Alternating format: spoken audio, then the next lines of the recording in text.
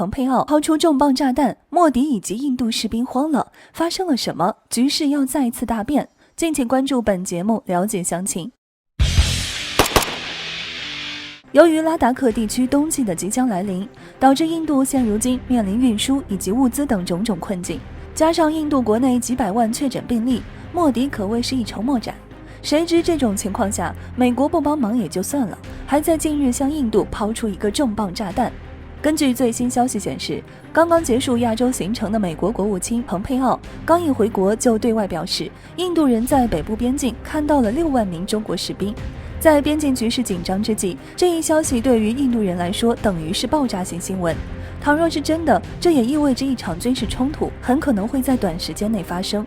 不过事情的真相究竟如何？先不说该事件是否具有真实性，就单从蓬佩奥口中得知此消息来看，在攻击或者是污蔑中国这件事上，这位美国国务卿一向是最疯狂的，而他在10月初的亚洲之行也是在此首要目的下展开。据印度媒体指出，美国、澳大利亚、日本以及印度4国外交部长前几日刚在日本举行了会谈。此次会谈是自新冠肺炎疫情在全球迅速蔓延以来，4国外交部长的首次面对面会谈。期间，蓬佩奥也与印度外长苏杰生进行了会谈。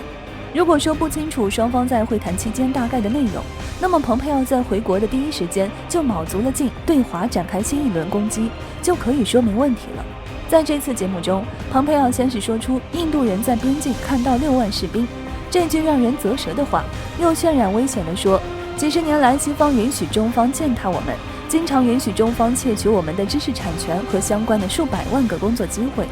除此之外，他还在另外的采访中企图将边境冲突事件的怒火引到澳大利亚人身上，表示中方在欺凌澳大利亚人，以及美国安抚的举动反而助长中方恶意和不良举动等等。蓬佩奥很明显就是想用这种方式加紧边境的紧张局势，因此仅凭蓬佩奥的一句话根本不能断定中国是否真的在边境集结了重兵。